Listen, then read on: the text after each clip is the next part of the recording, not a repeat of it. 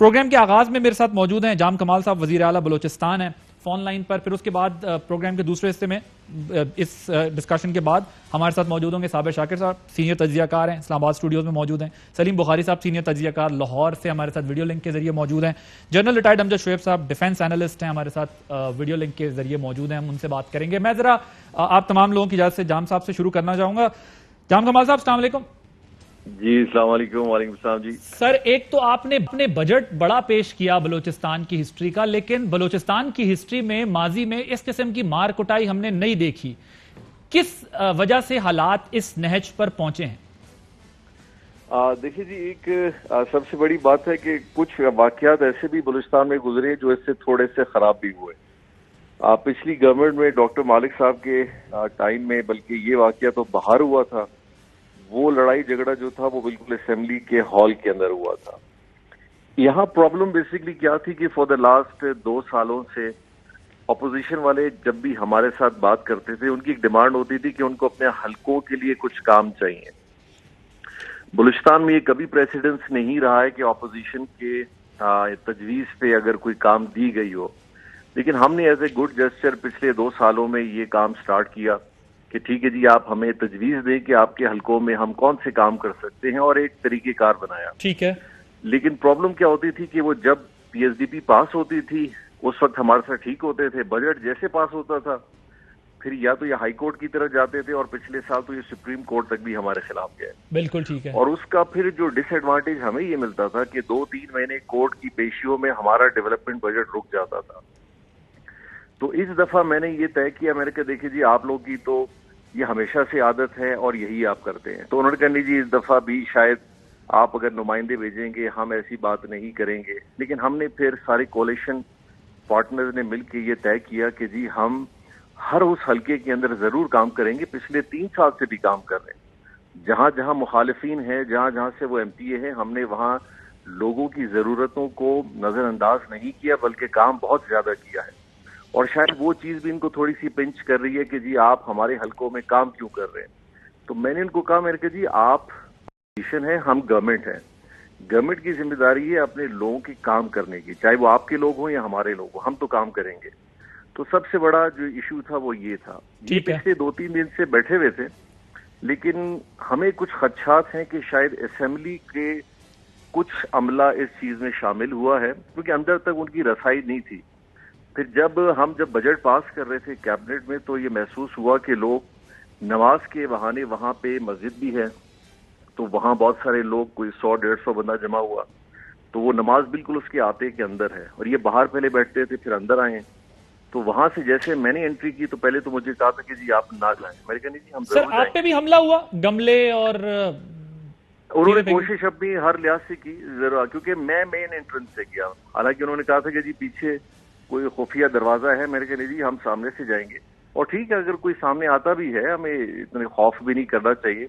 लेकिन मैं एक्सपेक्ट नहीं कर रहा था कि एमपीए हजरात ये खुद सामने आएंगे और अपने वर्करों के साथ, स्लोगन्स के साथ, कोई पानी की बोतल फेंक रहा है, कोई जूता फेंक रहा है, कोई पता नहीं क्या कर रहा है। हमारी खवातीन जो एक एमपी हैं उनको एक गमला भी इन्होंने दे मारा। हमारे होम सेक्रेटरी साहब के तकरीबन उनके कपड़े शपड़े फाड़ दिए। तो ये वाकया बड़ा अजीब सा। सर, ये आप का जो बजट है हम उस पर नजर डाल रहे हैं कि टैक्स फ्री है, सरकारी अस्पतालों से पर्चियां खत्म, तमाम शहरियों के लिए हेल्थ कार्ड स्कीम, लेकिन फिर भी जो है वो ऑपोजिशन, जाहिर है ऑपोजिशन का काम होता है तनकीद करना, वो ये कहते हैं हमें नजरअंदाज किया गया है।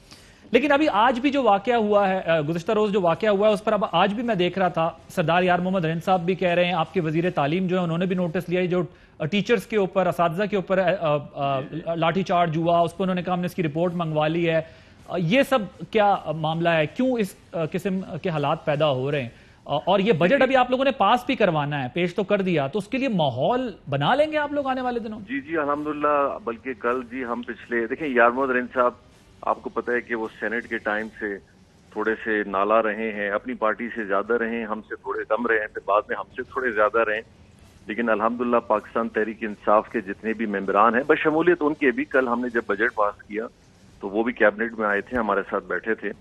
लेकिन अल्हम्दुलिल्लाह हमारी सारी कोलिशन इंटैक्ट है। कल अल्हम्दुलिल्लाह पाक बलूचिस्तान की हिस्ट्री में पहली दफा किला सैफुल्लाह, किला अब्दुल्ला जो है, उसके अंदर हमने 2 अजला बनाए हैं। किला अब्दुल्ला चमन जो तकरीबन 20-25 साल पुराना हमारे पठान भाइयों की एक डिमांड थी। लोरलाई डिवीजन हमने एक नया क्रिएट किया है जो कि पहली दफा वहां बनने जा रहा है। अवामी national party, Pakistan Tehreek Insaf, BNP अवामी, हजारा डेमोक्रेट, पीटीआई एक बड़े, और आपने देखा होगा कि अगर नाराजगी होती तो सबसे पहले वो नाराजगी हमारी कैबिनेट में होती, फिर वो नाराजगी हमारी असेंबली में होती और इख्तलाफात राय होता। लेकिन अल्हम्दुलिल्लाह हमारा कोलिशन माशाल्लाह बड़ी स्ट्रेंथ के साथ है। और इस दफा का जो हमारा बजट है, मैं नहीं कह रहा जी, मैं तो अभी उसको सोशल मीडिया, इलेक्ट्रॉनिक मीडिया के थ्रू पिछले 3 साल हमने क्या काम किया है, इस साल का जो हमारा सिटीजन बजट है वो क्या है हमने पेश किया है। क्रिटिक हो, जो भी हो, तजावीज हो, इंशाल्लाह आप तक भी वो कॉपीज में इंशाल्लाह भेजूंगा। पढ़ें जरूर, देखिएगा जरूर। और मैं समझता हूं कि अगर ये ऐसा बजट है जिसमें हमने हर सेक्टर, हर हवाले से इसको कवर करने की कोशिश की है, और अगर ये कामयाब हुआ तो ये बलूचिस्तान का एक बड़ा कामयाब बजट जाएगा। जी जाम साहब, एक और भी सवाल जरा कि ये जो सिक्योरिटी फोर्सेस पर अचानक वहां हमलों में तेजी आई है, इसके बारे में आपके पास क्या मालूमात है, क्या हो रहा है? क्योंकि एक तरफ तो अपोजिशन के लड़ाई झगड़े की तेजी है, लेकिन दूसरी तरफ ये एक अफसोसनाक वाकयात बलूचिस्तान से बहुत रिपोर्ट हो रहे हैं। जी, एक चीज आप देखिए गादिल, बड़ा अफगानिस्तान में जो एक अनसर्टेनिटी पैदा होती जा रही है, उसके डेफिनेटली कुछ ना कुछ नताइज पाकिस्तान की तरफ भी आते हैं। हमने देखे, माजी में देखा कि जब इंडिया ने अपने काउंसलेट 7 से 8 बनाए तो वहां से जो इन्फिल्ट्रेशन यहाँ होती थी, फिर बाकी जितनी भी चीजें अफगानिस्तान में दाइश के हवाले से, आईसिस के हवाले से, बाकी चीजों के स्प्लिंटर ग्रुप्स के हवाले से होती थी। लेकिन अब चूंकि वहां से यूएस फोर्सेस का यानी कि रवानगी है, और ये सारी चीजों का एक इफेक्ट पाकिस्तान की तरफ भी आ रहा है। बहुत सारे लोग डिस्पर्स भी हो रहे हैं और उनको मौका भी मिलता है, और खासकर वो मेरे ख्याल ये चाहते जरूर हैं कि इस चीज का फायदा उठाते हुए पाकिस्तान में भी अपनी कार्रवाइयां ज्यादा करें।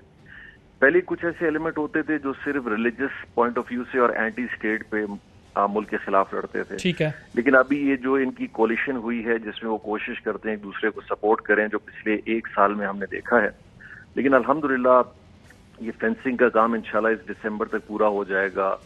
बॉर्डर सिक्योरिटी बहुत अपलिफ्ट हो रही है, विद इन द सिटीज भी हम कर रहे हैं। लेकिन ये एक चीज जरूर होगी कि हम इसके अंदर एक पीक जरूर देखेंगे, और ये वो पीक होगी जहां हम इनको टाइट करते जा रहे हैं, और यकीनी तौर पे वो भी हमारे खिलाफ अपना एक कार्रवाई भी करेंगे और अपनी पूरी कोशिश करेंगे कि वो स्टेट को और इदारों को डिस्टर्ब करें और इस तरह का लॉ एंड ऑर्डर सिचुएशन पैदा करें। तो सर, क्या बॉर्डर बंद करने पर भी गौर होगा कि थोड़े अरसे के लिए इसको बंद कर दिया जाए ताकि इंसर्जेंसी या इस किस्म के वाकयात जो है मजीद ना बढ़े?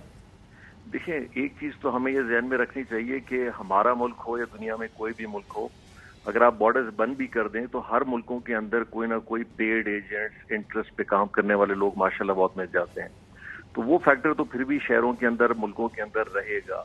हाँ, ये है कि सप्लाई चेन्स में बड़ा डिफरेंस आ जाएगा, और ये बॉर्डर होने से बड़ा फर्क आया जो हमने इनिशियली बॉर्डर मैनेजमेंट होने से।